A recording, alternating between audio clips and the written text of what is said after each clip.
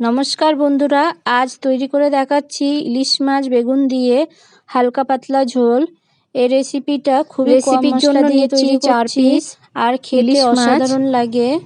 মাছটার মধ্যে অল্প পরিমাণে নুন আর কিছুটা হলুদ দেব, দিয়ে ভালো করে মেখে নিতে হবে।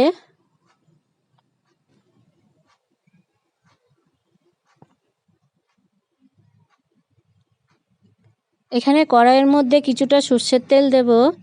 এই রেসিপিটা সর্ষের তেলে করলে টেস্টটা বেশি ভালো আসে, তাই চেষ্টা করবে সর্ষের তেলে করার। তেলটা যতক্ষণ গরম হচ্ছে, অন্যদিকে একটা বাটির মধ্যে কিছু মশলা তৈরি করে নিচ্ছি। এখানে প্রথমে 2 চামচ জিরের গুঁড়ো দিচ্ছি। লঙ্কাটা তোমাদের স্বাদ অনুসারে দেবে। এখানে আমি 1/2 চামচ লঙ্কা দিচ্ছি, আর দেব 1 চামচ হলুদের গুঁড়ো। কিছুটা জল দিয়ে মশলাটা তৈরি করে নিলাম।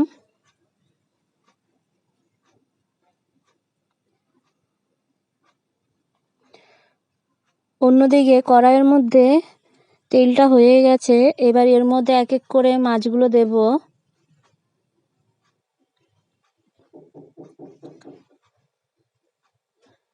তেলটা যখনই বেশি গরম হবে তখনই মাছটা দেবে, এতে নিচে লেগে যাবে না। এভাবে হালকা ফ্রাই করে তুলে নেব।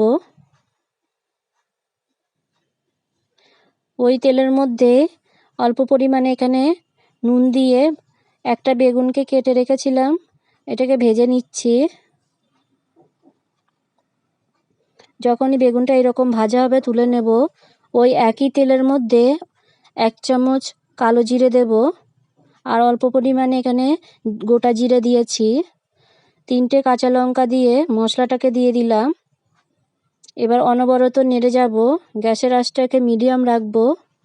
রেসিপিটা তোমাদের ভালো লাগলে আমার এই চ্যানেলটাকে সাবস্ক্রাইব করে দিও, ভিডিওটাকে লাইক করো, আর অনেক বেশি শেয়ার করো। কমেন্ট করতে ভুলো না কেমন হয়েছে রেসিপিটা।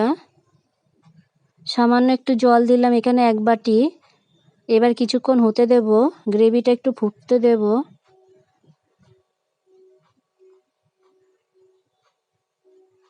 গ্রেভিটা ফুটে এসছে, এই সময় বেগুনগুলোকে দিয়ে দিলাম, আর মাছটাকেও দিয়ে দেব।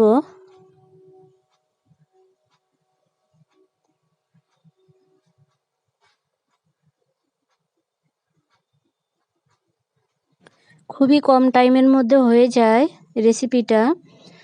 সবার শেষে সামান্য ধনেপাতাকে উপর দিয়ে কুচি করে দিয়ে দিলাম। আরও 2 মিনিট হবে, তারপরেই নামিয়ে নেব।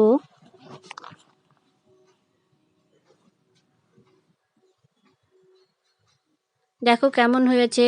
রেসিপিটা দেখার জন্য অনেক ধন্যবাদ। দেখা হবে আরেক নতুন ভিডিওতে। সবাই ভালো থেকো।